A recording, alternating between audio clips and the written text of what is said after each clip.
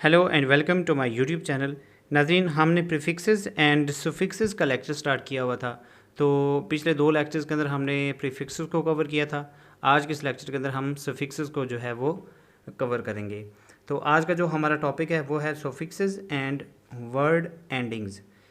जैसे कि पीछे मैंने आपको बता दिया था कि ऐसे साउंड्स जो किसी वर्ड के स्टार्ट में आते हैं उनको प्रीफिक्सेस बोला जाता है, जो किसी वर्ड के लास्ट में आते हैं तो उनको हम सुफिक्सेस कहते हैं। तो आज के इस चैप्टर के अंदर जो भी साउंड या जो भी सिलेबल हम ऐड करेंगे वो किसी भी वर्ड के लास्ट पे ऐड करेंगे।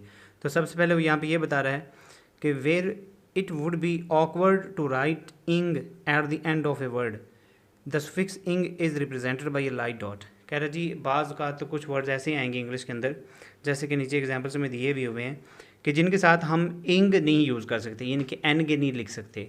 वो कहता है जी ऐसे वर्ड के साथ जो है आप एक लाइट डॉट लगाएंगे जो कि एन गे को रिप्रेजेंट करेगी। जैसे वर्ड है हमारे पास रिक्वेस्टिंग, तो अगर मैं इसको लिखता हूँ रिक्वेस्टिंग, एस टी की डूब लगने के बाद इंग लिखना मुश्किल हो जाता है। तो यहाँ पर ये बता रहा है कि आप लिखें रिक्वेस्ट, तो इंग को जो है वो एक डॉट के साथ रिप्रेजेंट करें और डॉट उसके सामने लगा दें। डॉट लाइट भी हो सकती है, डॉट हैवी भी हो सकती है, आपकी मर्ज़ी है। फिर है वर्ड हमारे पास ऑर्डरिंग, तो ऑर्डर लिखें साथ में इंग लगा दें। फिर है मीटिंग, मीट लिखें साथ में इंग लगा दें, मीटिंग हो जाएगा। कवरिंग, ओनली जो एन गे है उसको हम डॉट से रिप्रेजेंट करते हैं। और ये आप डॉट किसी भी वर्ड के साथ लिख सकते हैं, उस वर्ड के साथ भी आप डॉट लिख सकते हैं जिसके साथ इंग लिखना आसान भी लग रहा हो।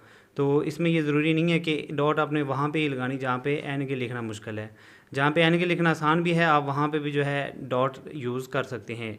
इस डॉट का मतलब यही है कि हम इसको एन गे ही पढ़ेंगे और ये किसी भी वर्ड के लास्ट में ही ऐड होगी। फिर है हमारे पास वर्ड सर्विंग, तो मैं लिखूँगा सर्व और आगे मैं लिख दूँगा एन गे, सर्विंग। ठीक है, सर्विंग को हम इस तरह भी लिख सकते हैं, सर्विंग। ठीक है जी। तो ये पिछला जो वर्ड हमने लिखा है वो थोड़ा सा मतलब छोटा है, उसको लिखना आसान है, इसलिए शॉर्ट एंड के अंदर हर वो स्ट्रोक लिखा करें जो छोटी स्ट्रोक बने और लिखने में आसान हो। फिर है वर्ड असिस्टिंग, अब ये देखें असिस्ट, अगर मैं इसके साथ एन गे लगाना चाहूँ तो वो नहीं लग सकता। ठीक है, तो इसलिए असिस्ट लिखें, लास्ट पे इंग की डॉट लगा देंगे, बन जाएगा असिस्टिंग। इस तरह बाकी वर्ड्स हैं अटैम्प्टिंग, मॉर्निंग, वांटिंग, रनिंग। ठीक है जी, तो ये वर्ड्स की आपने प्रैक्टिस करनी है।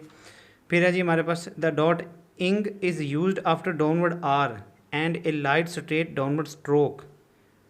कहता है जी आप जो इंग की डॉट है वो डाउनवर्ड आर के साथ भी लिखेंगे और फिर है कि ए लाइट स्ट्रेट डाउनवर्ड स्ट्रोक, जो कि एक लाइट होगी और स्ट्रेट स्ट्रोक होगी और डाउनवर्ड आ रही होगी, तो उसके साथ भी जो है आप इंग यूज़ करेंगे। तो जैसे कि पीछे मैंने आपको बताया कि आप इंग किसी भी वर्ड के लास्ट पे जो है वो ऐड कर सकते हैं। ज़रूरी नहीं है कि जहाँ पे एन गे लिखा भी जा रहा हो तो आपने वहाँ पे एन गे लिखना है, आप वहाँ पे भी ये डॉट लगा सकते हैं। तो ये जो डॉट वाला रूल है ये बहुत आसान है, मुश्किल नहीं है, बस उसने थोड़ा सा स्टेप बाय स्टेप समझाने की कोशिश की है ताकि आप लोगों को कन्फ्यूज ना पैदा हो। ठीक है जी। अब ये जो उसने बता दिया कि आप डाउनवर्ड आर के साथ इंग लिखेंगे, तो ये जब आप इन वर्ड को लिखेंगे तो आप डाउनवर्ड आर के साथ एन गे लिख ही नहीं सकते, आपको मजबूरन जो है वो डॉट लगानी पड़ती है। फिर जो स्ट्रेट डाउनवर्ड स्ट्रोक आ रही है आप उसके साथ भी जो है इंग लिख तो सकते हैं, लेकिन इंग के बजाय अगर आप डॉट लगाते हैं तो वो लिखना ज़्यादा ईजी हो जाएगा, ऑटोमेटिकली ये चीज़ें जो है हाथ के ऊपर आ जाती हैं। ठीक है, तो पहला वर्ड है हमारे पास सिक्योरिंग।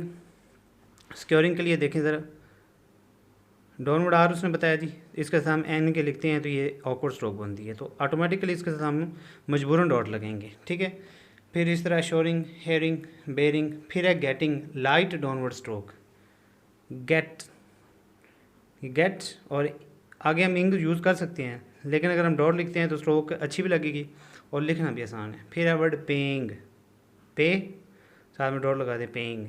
आप इस तरह लिख सकते हैं जैसे हम बीइंग लिखते हैं। ठीक है, ज़रूरी नहीं है, आपकी मर्ज़ी है, आप डॉट यूज़ करें, आपकी मर्ज़ी है आप एन गे यूज़ करें, लेकिन जहाँ पे एन गे यूज़ नहीं हो रहा होगा वहाँ ऑटोमेटिकली जो आपका हाथ है वो डॉट की तरफ ही जाएगा। तो इसमें कंफ्यूज होने की ज़रूरत नहीं है, बस वर्ड्स को लिखें, बार बार लिखें तो चीज़ें क्लियर हो जाएंगी। फिर इस तरह है टीचिंग, ईटिंग, कीपिंग, रिप्लाइंग, ये सारे डाउनवर्ड स्ट्रेट स्ट्रोक्स हैं। फिर स्टेटिंग, सेइंग, ट्राइंग। ठीक है, फिर है जी usually the dot ing is used after a short form. कहता है जी आप जो डॉट इंग है वो किसी शॉर्ट फॉर्म के लास्ट में भी ऐड कर सकते हैं, जैसे कम, कम के लिए हम के लिखते हैं, आगे डॉट लगा दें, बन जाएगा कमिंग, आप इस तरह भी कमिंग लिख सकते हैं। ठीक है, गिव, एन के लगा दें तो गिविंग हो जाएगा, तो आप डॉट भी यूज़ कर सकते हैं।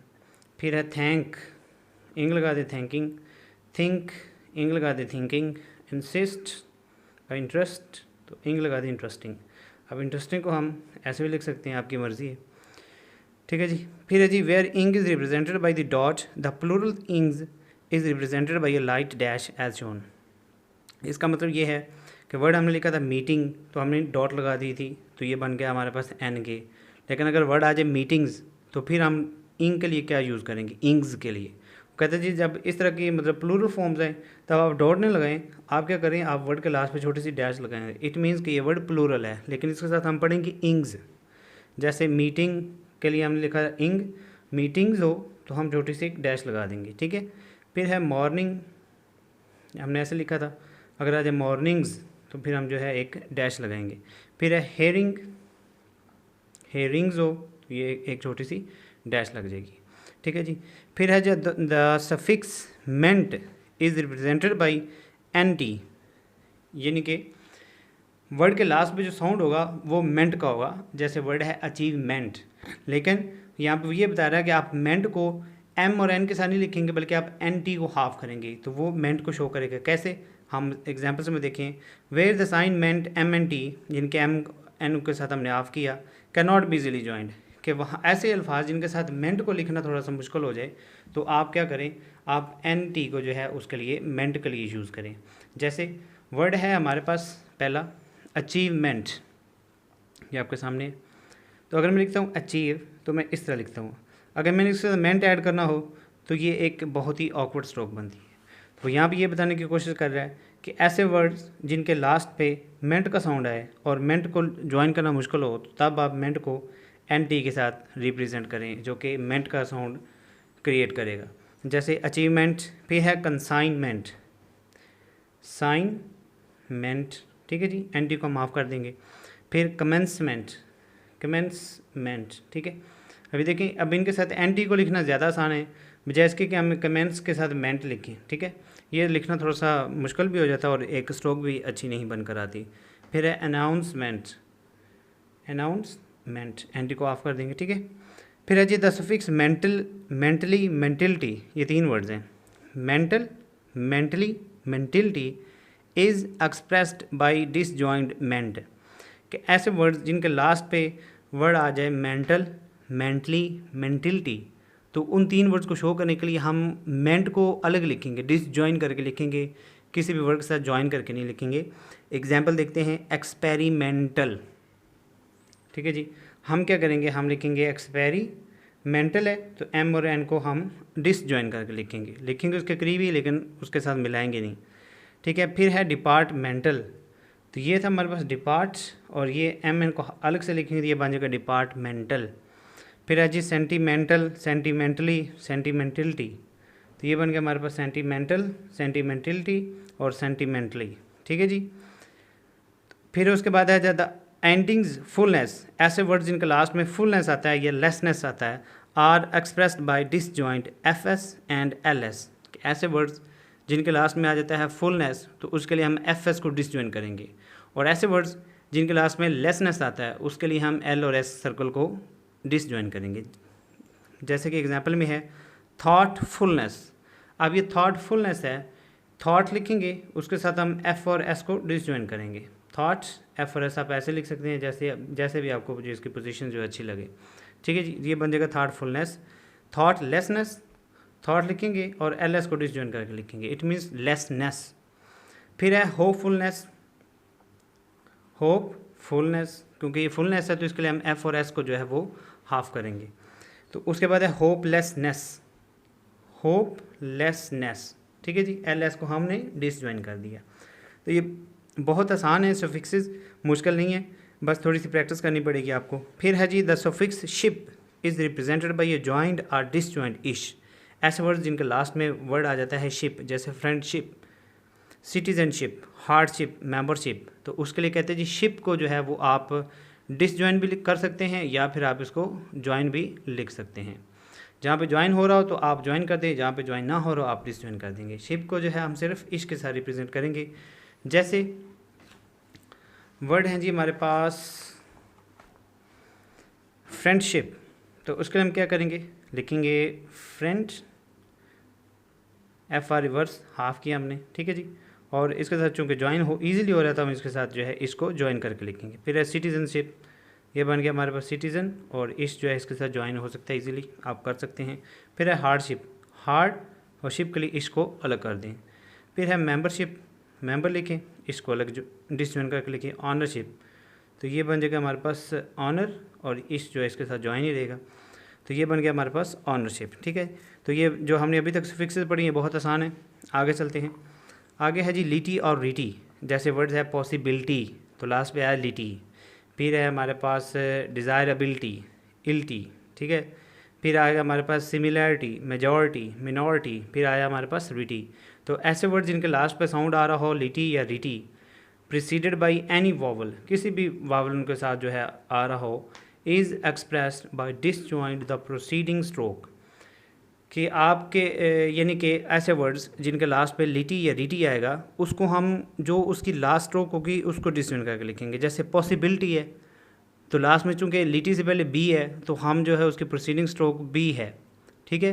यानी कि लिटी से पहले जो स्ट्रोक आएगी, तो लिटी से पहले चूँकि बी आ रहा है तो हम बी को डिसजॉइंट कर देंगे। फिर इस तरह मेजॉरिटी, ठीक है। अब रिटी के से पहले जो है जे आ रहा है, इसलिए हम उसको जे को डिसजॉइंट कर देंगे, ठीक है जी। जैसे वर्ड है हमारे पास पॉसिबिलिटी, पॉसिबिलिटी आ गया, पॉस लिखें और बी को अलग कर दें, ठीक है जी।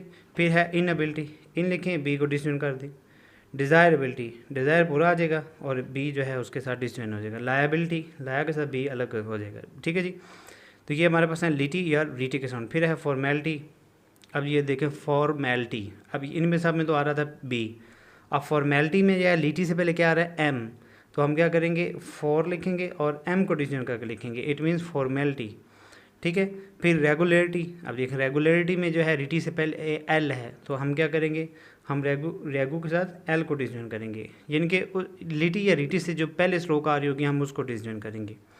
सिमिलैरिटी, सिमी एल को कर देंगे, ये बनेगा सिमिलैरिटी। मेजॉरिटी है, एम के साथ जे डिसजॉइन कर देंगे मेजॉरिटी। फिर मिनॉरिटी है, एम के साथ जो है एन को डिसजॉइन कर देंगे, ठीक है। और फिर है हमारे पास the endings logically are represented by disjoint J, ऐसे वर्ड्स जिनके लास्ट में साउंड आता है लॉजिकल या फिर लॉजिकली, जैसे biological, biologically, psychological, psychologically, physiological, physiologically. तो जिनके लास्ट में लॉजिकल या लॉजिकली का साउंड आएगा उसको हम रिप्रेजेंट करेंगे डिसजॉइंट जे के साथ। तो जैसे बायोलॉजिकल है तो बायो लिखेंगे, और लॉजिकल के लिए जे को जो है हम वो डिसजॉइन कर देंगे। फिर साइकोलॉजिकल, साइकोलॉजिकल है, ठीक है जी। ये वर्ड है हमारे पास साइकोलॉजिकल, साइकोलॉजिकली, तो साइको लिखेंगे साथ में जो है वो जे को डिसजॉइन कर देंगे। फिर हमारे पास फिजियोलॉजिकल, फिज लिखेंगे और जे को हाफ कर दें, डिसजॉइन कर देंगे, बनेगा फिजियोलॉजिकल या फिर फिजियोलॉजिकली, दोनों वर्ड्स बनेंगे। फिर है जी हमारे पास the word endings ward and yard, ऐसे वर्ड्स जिनके लास्ट में साउंड आ रहा हो वार्ड या फिर यार्ड, जैसे बैकवर्ड, फॉरवर्ड, बैक यार्ड, ठीक है। तो वो कहता है जी आप वार्ड को रिप्रेजेंट करेंगे, डब्ल्यू हाफ करेंगे, और यार्ड के लिए जो है वो वाई को आप हाफ करेंगे। जैसे फॉरवर्ड बस डब्ल्यू हाफ कर दें बजाय इसके कि आप इसको पूरा लेकर जाएं, ठीक है जी। एफ आर लिखें, डब्ल्यू को हाफ कर दें, यही वो ऊपर बता रहा है। और फिर है बैक यार्ड, बैक के साथ जो है वाई को ऊपर की तरफ हाफ कर दें। तो ये फिर दूसरे वर्ड्स में है फॉरवर्डिंग, फॉरवर्डिंग देखें, फॉरवर्डिंग, ठीक है जी। डब्ल्यू को हाफ के साथ में एन के लगा दिया। फिर है जी नोट, फॉरवर्डेड, फॉरवर्डेड लिखने के लिए क्या है, क्योंकि इसमें भी वार्ड का साउंड आ रहा है लेकिन चूंकि सेकंड फॉर्म है, तो सेकंड फॉर्म के लिए हमें डी को लास्ट पे हाफ करना पड़ेगा। इसमें आप डब्ल्यू को हाफ नहीं कर सकते, आप जो है वो पूरा लिखेंगे फॉरवर्डेड, डी को हाफ करेंगे, ठीक है जी। और जो रूल मैं बताता हूँ, जैसे ये फॉरवर्ड है इसको कट कर देंगे, बनेगा फॉरवर्डेड, ठीक है जी। और फिर है जी ली, जैसे फेयरली, ईजीली, फ्रेंडली, ली, ऐसे वर्ड जिनके लास्ट में ली का साउंड आता है, is represented by the stroke L, L को आप चाहे तो डिसजॉइन कर दें चाहे तो आप ज्वाइन कर दें। And in some cases by the hooked form, और कुछ केसेस के अंदर जो है आप इसको पी एल की हुक के साथ या बी एल की हुक के साथ भी लिख सकते हैं। जैसे वर्ड है हमारे पास फेयरली, फेयरली, इसमें क्या आ जाएगा हमारे पास,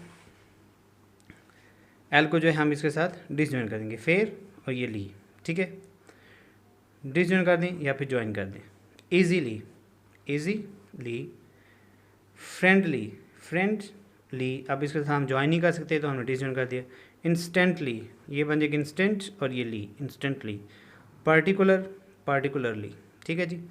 डिफरेंटली, ये डिफरेंट और ये ली, डिफरेंटली। फिर ये चीपली, अब ये बजाय इसके कि आप चीप लिखें अलग अलग करें, इसके साथ हुक लिखना ज़्यादा आसान है तो आप इसके साथ हुक यूज़ कर सकते हैं, चीपली।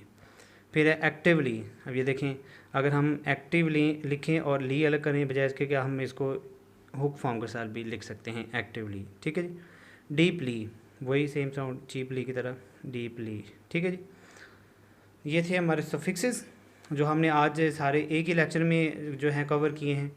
ये तमाम सफिक्सेस बहुत आसान हैं, बस आपने हर एक रूल की बार बार प्रैक्टिस करनी है।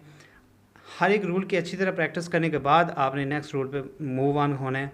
अगर आप चीज़ों को स्किप करेंगे तो फिर आपको फिक्सेस में परेशानी का सामना होगा। ये फिक्सेस समझना आपके लिए थोड़ा सा मुश्किल हो जाएगा। जो समझ जाएगा उसकी स्पीड के ऊपर जो है ये इफेक्टिव होगा। जिसको ये सफिक्सेस और प्रीफिक्सेस ईजिली आ जाएंगे उसके आगे चल के जो है वो स्पीड भी ईजिली बनेगी। उसको फिर बार बार घूम के पीछे नहीं आना पड़ेगा कि यार ये लीटी लीटी या बिल्टी ये साइकोलॉजिकल के लिए मैंने कौन सा रूल पढ़ा था। तो बेहतर है अभी अच्छे तरीके से चले जाएं ताकि आगे जब आप स्पीड पे जाएं और इस तरह के वर्ड जब आपके पास दोबारा सामने आए तो आपको पता होना चाहिए कि हमने ये फलाने रूल के तहत इसको लिखा हुआ है, ठीक है जी। फिर इसके साथ हैं शॉर्ट फॉर्म। शॉर्ट फॉर्म में है गे और वी ऑन द लाइन हो जाएगा तो ये बन जाएगा गवर्न या फिर गवर्नड। और फिर गवर्नमेंट के लिए है जी गे और वी और साथ में नेंट, गवर्नमेंट है लेकिन हमारी शॉर्ट स्ट्रोक है। गवर्नमेंट के लिए हम लाइन के बिल्कुल नीचे गे लगाते हैं, ये बन जाएगा हमारे पास गवर्नमेंट। आप चाहे तो ये लिख लें चाहे तो ये लिख लें, ठीक है जी। और फिर हमारे पास एडवर्टाइज, एडवर्टाइज्ड, एडवर्टाइजमेंट, तीन वर्ड एक ही हैं कि ऑन द लाइन डी और वी आर होगा तो ये बनेगा एडवर्टाइज, एडवर्टाइज्ड, एडवर्टाइजमेंट। फिर है जी रेगुलर, आर और गे रेगुलर। पी और B probable, probably, probability. Individual, N और वी को ऑफ कर देंगे, इंडिविजुअल या इंडिविजुअली, ठीक है जी। फिर है prospect, P R S P. फिर है वट एवर, वट के साथ वी लगा देंगे बन जाएगा वट एवर। फिर है वैन एवर, वैन के साथ वी लगा देंगे बन जाएगा वैन एवर, ठीक है। और फिर है सफिशिएंट, सफिशिएंटली और सफिशिएंसी, तीनों की एक ही शॉर्ट फॉर्म है, ठीक है जी। तो ये था हमारा सफिक्सेस का लेक्चर। इसके साथ जो हमारी एक्सरसाइजेज कवर हो रही हैं वो 131, 132, 133, 134, 134 नंबर एक्सरसाइज तक जो है आपका काम क्लियर हो चुका है। आगे हमारी रह गई हैं 6 एक्सरसाइजेज। तो कल का लेक्चर स्टार्ट करने से पहले मैं आपसे पहले एक डिक्टेशन लूँगा और उसके बाद जो है हम अपना कल लेक्चर जो है नया स्टार्ट करेंगे। तो इजाज़त दीजिए, अल्लाह हाफिज़।